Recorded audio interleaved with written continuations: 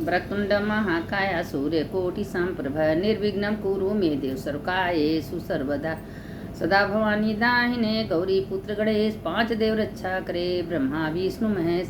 देखिए कल एकादशी है 25 तारीख को, 25 को एकादशी है। अब पारना में थोड़ा सा संशय है, तो आप लोग गाय के देसी घी का पारना सवेरे 6 से 8 बजे तक कर लीजिए और अन्न 1:30 बजे के बाद डालिएगा, 1:30 से 4 बजे के अंदर।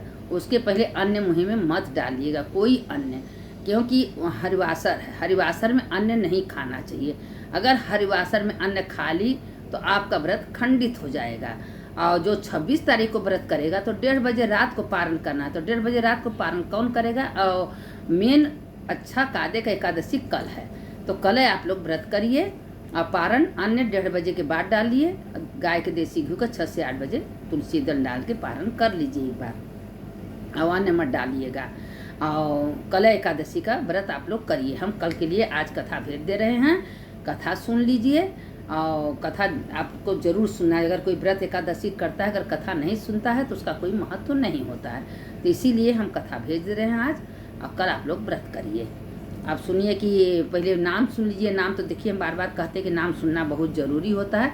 और कल हो सके तो दिन भर राम रामेति रामेति रमे रामे मनोरमे सहस्त्र नाम तत्तुल्यम राम नाम बनाने, यह मंत्र बोलिए।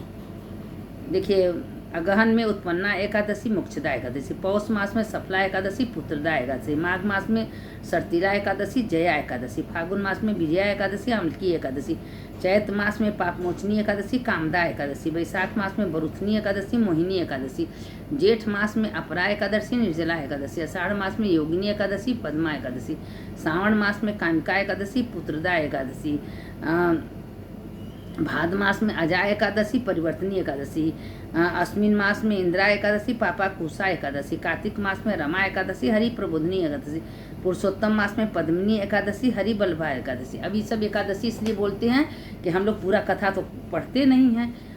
पूरा कथा न जो पढ़ता है तो नाम सुनने से पूरे कथा का महत्व हो जाता है, तो इसलिए एकादशी का नाम जरूर लेना चाहिए एकादशी के दिन। और राम रामेति रामेति रमे रामे मनोरमे सहस्त्र नाम तत्तुल्यम राम नाम बनाने मंत्र बोलते रहिए और कल एकादशी का व्रत करिए। अब कथा सुन लीजिए। यह तो सभी एकादशियों के व्रत पापों को समाप्त करके अनंत पुण्य प्रदान करते हैं, परंतु चैत मास के कृष्ण पक्ष की इस एकादशी का व्रत जो जन्म जन्मांतरों के पापों को नष्ट कर देता है, सभी प्रकार की समृद्धि सुख और अंत में मोक्ष प्रदायक इस एकादशी को भगवान विष्णु की पूजा आराधना करने का शास्त्रीय विधान है।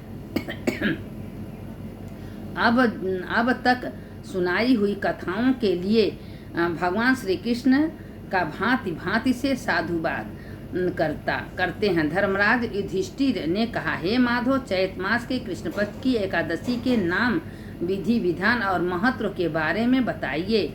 यह भी बताइए कि इस दिन किस देवता की और किस प्रकार पूजा की जाती है। तब भगवान श्री कृष्ण ने कहा, हे राजन, सभी पापों को नष्ट करने वाली इस एकादशी का नाम पाप मोचनी है। इस दिन भगवान विष्णु की पूजा करने का शास्त्रीय विधान है। आपने जो प्रश्न मुझसे पूछा है वही प्रश्न एक दिन महाराज मानधाता ने लोमस ऋषि से पूछा था। तब लोमस ऋषि ने उन्हें जो कथा सुनाई थी वही मैं तुमसे कहता हूँ, ध्यान पूर्वक सुनो। देवताओं ने खजांची कुबेर के बाग का नाम चैत रथ का था। उस बाग में गंधर्वों की कन्याएं किन्नरों के साथ विहार करती थी। अनेक ऋषि मुनि भी वहाँ तपस्या करते रहते थे। स्वयं देवराज इंद्र भी चैत और वैशाख मास में देवताओं सहित वहाँ आकर क्रीड़ा किया करते थे। वही अपने आश्रम में मेधावी नाम के एक ऋषि भी तपस्या करते थे। वे शिव के परम भक्त थे। एक दिन मनसुघोषा नाम की अप्सरा ने ऋषि को मोहित करने का विचार किया।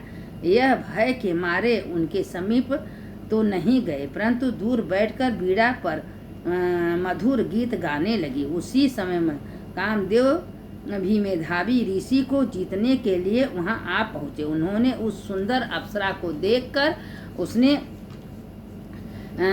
किए भौएं को धनुष कटाक्ष को टेढ़ी नेत्रों से को संकेत और पूंछों को पूरी बनाकर मनसुघोषा को सेनापति बनाया। मेधावी ऋषि भी युवा एवं हष्ट पुष्ट थे और साथ ही यज्ञोपवित्र तथा दंड धारण किए हुए ब्रह्म तेज से युक्त थे।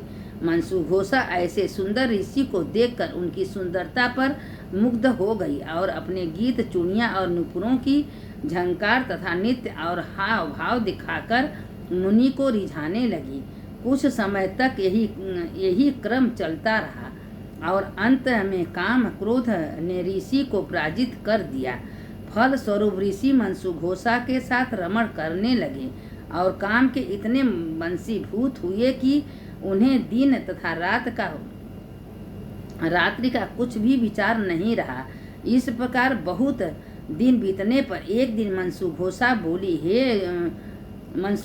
बोली कि हे मुनि, मुझे बहुत समय हो गया है, अब स्वर्ग जाने की आज्ञा दीजिए। तब मुनि बोले, आज इसी संख्या को तो आई हो, प्रातः काल होने पर चली जाना। मुनि ने यह वचन सुनकर अप्सरा कुछ समय तक और रुकी रही। कुछ दिन बाद उसने पुनः मुनि से विदा मांगी तो मुनि कहने लगे कि अभी तो आधी रात भी नहीं हुआ है, कुछ समय और ठहरो। अप्सरा ने कहा, महाराज, आपकी रात तो बहुत लंबी है, आप जरा स्मरण कीजिए कि मुझे यहाँ पर आए हुए कितने वर्ष बीत गए हैं। उस अप्सरा की यह बात सुनकर मुनि के समय का विचार किया तो ज्ञात हुआ कि अप्सरा के साथ रमण करते हुए उनको 57 वर्ष 7 मास और 3 दिन बीत गए। यह ज्ञात होते ही अप्सरा उनको काल के समान प्रतीत होने लगी। मुनि अत्यंत क्रोधित हुए और उनकी आंखों में ज्वाला उत्पन्न होने लगी। वे बोले, मेरी कठिन परिश्रम से की हुई तपस्या को तुमने नष्ट कर दिया। तू पापनी हो, तू महापापनी और दुराचारणी हो, तुम्हें धिक्कार है, तूने मेरे साथ घात किया है, इसलिए मैं तुझे श्राप देता हूँ कि तू पिचासनी हो जाए। मुनि के श्राप से मनसुघोषा उसी समय पिचासनी हो गई। वह भयभीत होकर मुनि से प्रार्थना करने लगी, हे महाराज, इस श्राप का किसी प्रकार से निवारण कीजिए। अप्सरा के दिन वचन सुनकर मुनि बोले, अरे दुष्ट, यद्यपि तूने मेरी बहुत अनिष्ट किया है, परंतु फिर भी मैं तुझे श्राप से मुक्त होने का उपाय बताता हूँ। चैत मास के कृष्ण पक्ष की एकादशी का नाम पापमोचनी है और वह सब प्रकार के पापों का नाश करने वाली है। उसका व्रत करने से 50 योनि से तेरी मुक्ति होगी। ऐसा कहकर मेधावी ऋषि अपने पिता एचौन ऋषि के आश्रम को चल पड़े। मेधावी को देखकर एचौन ऋषि कहने लगे, अरे पुत्र, तूने ऐसा क्या अनर्थ किया जिससे तेरा सारा पुण्य क्षीण हो गया। तब मेधावी ने कहा, हे पिताजी, मैंने एक अप्सरा के साथ रमण करके घोर पाप किया है। अब आप इस पाप से छूटने का कोई उपाय बताइए। तब एचौन ऋषि बोले, हे पुत्र, चैत्र मास के कृष्ण पक्ष की पापमोचनी एकादशी का व्रत कीजिए। करने से सब पाप नष्ट हो जाते हैं, इसलिए तुम उस व्रत को करो। पिता की आज्ञा पाकर मेधावी ऋषि ने विधि पूर्वक इस व्रत को किया। उससे उनके सब पाप नष्ट हो गए। उधर मनसुघोषा भी व्रत के प्रभाव से 50 योनि से मुक्ति पाकर दिव्य रूप धारण करके स्वर्ग लोक को चली गई। लोमस ऋषि बोले, हे राजन, पापमोचनी एकादशी के व्रत को करने से सब पाप नष्ट हो जाते हैं। इस कथा को सुनने तथा पढ़ने से 1000 गोदान का फल मिलता है और इस व्रत को करने से ब्रह्महत्या, गर्भपात, शूरापाप, गुरुपत्नी से प्रश्न आदि जैसे पाप भी नष्ट हो जाते हैं और अंत में स्वर्ग की प्राप्ति होती है।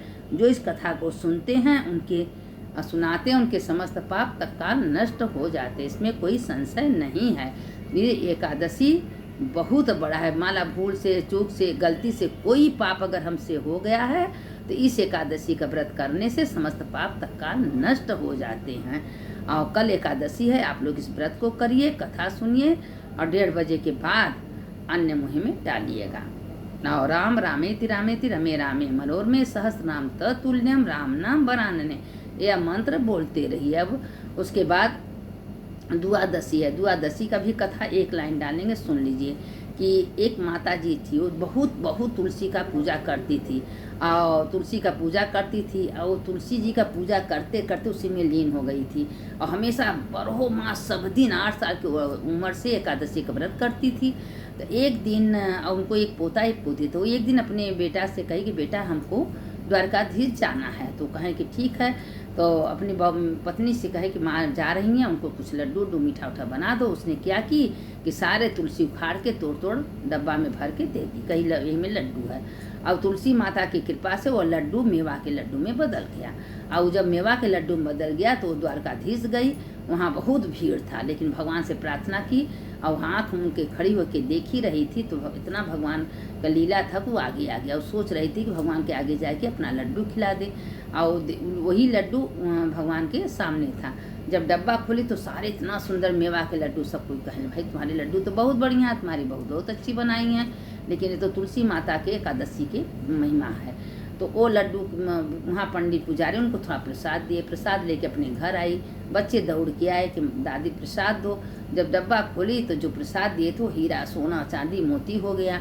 अब वो अपना कहें इसमें तो ये होगा, उसी समय वो बहुत बड़े धन्यवाद हो गया। और उसके बेटा को जब पता चला कि उनकी माँ की तुलसी की लकड़ी दी तो अपने पत्नी को मार के भगा दिया था। वो अपने मैके गई तो कहे नहीं जाए बेटा, जाओ बहू को लेके आओ, क्योंकि बहू के वजह से आज हमको द्वारकाधीश का दर्शन हुआ है। वो शायद ऐसा न करती तो हमको दर्शन न मिलता। वह गया अपने पत्नी को लेके आया। पत्नी आई, माँ से अपने सासू माँ से माफ़ी मांगी, माँ आपके कृपा से मेरा सारा काम होगा, हमारे घर में सब कुछ हुआ, लेकिन हम आपको समझ नहीं पाए, आप देवी हैं माँ, हम आपको समझ नहीं पाए। उसके गलती का एहसास हो गया, अपने सासू के पैर पर गिर के अपने सासू से माफ़ी मांगी, रोने लगी।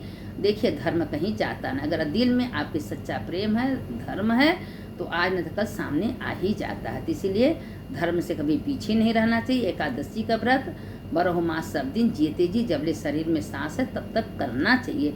यही एक एकादशी व्रत है कि हमारे साथ जाएगा, सुख में दुख में अच्छे में काम आएगा। और जो भी एकादशी का व्रत करता है, कथा सुनता है और राम रामेति रामेति रमे रामे मनोरमे सहस्रनाम तत्तुल्यम राम नाम बनाने मंत्र बोलता है, उसके समस्त पाप तत्काल नष्ट हो जाता है, वो विष्णु लोक में चला जाता है, उसका दिव्य शरीर हो जाता है, उसका जन्म नहीं होता, आवागमन से छुट्टी मिल जाता है। जो ये कथा सुनता है उसका भी पाप नष्ट हो, जो सुनाता है उसका पाप नष्ट हो। अच्युतम केशवम राम नारायणम कृष्ण दामोदरम वासुदेवम हरि श्रीधरम माधवम गोपिका वल्लभम जानकी नायकम रामचंद्रम भजे। रामकृष्ण वासुदेव भक्ति मुक्तिदायकम, रामकृष्ण वासुदेव भक्ति मुक्तिदायकम। हर हर महादेव।